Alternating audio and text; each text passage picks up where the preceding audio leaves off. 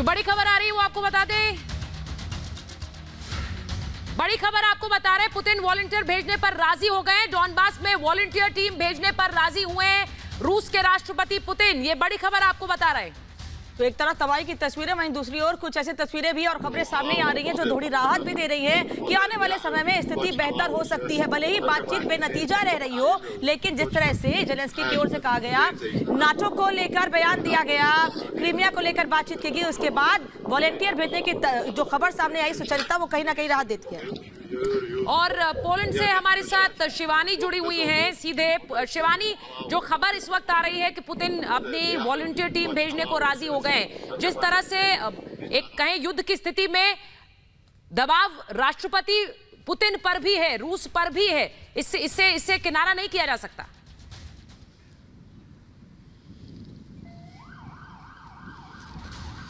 बिल्कुल आप ठीक कह रही हैं सुचरिता। दबाव जितना यूक्रेन के राष्ट्रपति पर है, उतना ही दबाव राष्ट्रपति पुतिन पर भी है, क्योंकि उन्हें बहुत सारे देशों से एक विरोध का सामना करना पड़ रहा है। तबाही लगातार हो रही है। हम देख रहे हैं यूक्रेन के अलग अलग शहरों में जो शुरुआत कीव से हुई थी, खार्किव से हुई थी, खैरसोन से हुई थी, और अब वो दूसरे शहरों तक फैलती जा रही है। और बहुत सारे देशों ने एकजुटता दिखाते हुए रशिया पर न सिर्फ सैंक्शंस जारी कर दिए हैं, बल्कि रशिया के अंदर बहुत सारी अमेरिकन कंपनीज की सर्विसेज बंद कर दी गई हैं।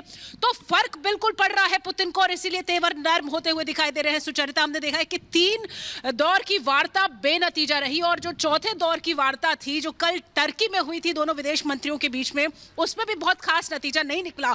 लेकिन साथ ही साथ हमें यह भी देखना होगा कि अमेरिका और नेटो लगातार लामबंद हो रहा है, और जो लोग हैं खास तौर पे यूरोपियन यूनियन के, वो बहुत ज्यादा सहयोग कर रहे हैं। जो पोलैंड से 1.5 मिलियन लोग यहाँ पहुंचे हैं यूक्रेन से पोलैंड में, उनकी बहुत सहायता कर रहे हैं। और पूरी तरह से जो सेंटिमेंट है वो रूस के खिलाफ हो गया है। तो कहीं ना कहीं इसका असर रूस पर भी दिखाई दे रहा है। और एक बहुत ही अहम बात सुचरिता ये भी है, इस युद्ध के मैदान से अलग एक इंफॉर्मेशन वॉरफेयर काम कर रहा है। इंफॉर्मेशन वॉरफेयर की अगर हम बात करें तो ज्यादातर इंफॉर्मेशन की कंपनियां, चाहे वो मेटा हो, फेसबुक हो, व्हाट्सएप हो, वो सब अमेरिका कंट्रोल करता है। और कहीं ना कहीं एक अलग तरह का प्रोपेगेंडा भी चलाया जा रहा है, और रूस की जो बात है वो निकलकर बाकी देशों तक नहीं पहुंच रही है। ये बहुत ही अहम बिंदु है, और शायद इसीलिए रूस अपने आप को अब अलग थलग महसूस कर रहा है, क्योंकि उसका जो वर्जन है, उसका जो पक्ष है, वो कहीं ना कहीं दुनिया से दूर है। और पूरा प्रोपेगेंडा इस वक्त यूक्रेन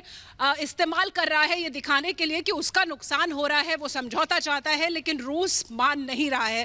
तो इन सभी बातों का असर हमें यहाँ पर दिखाई दे रहा है।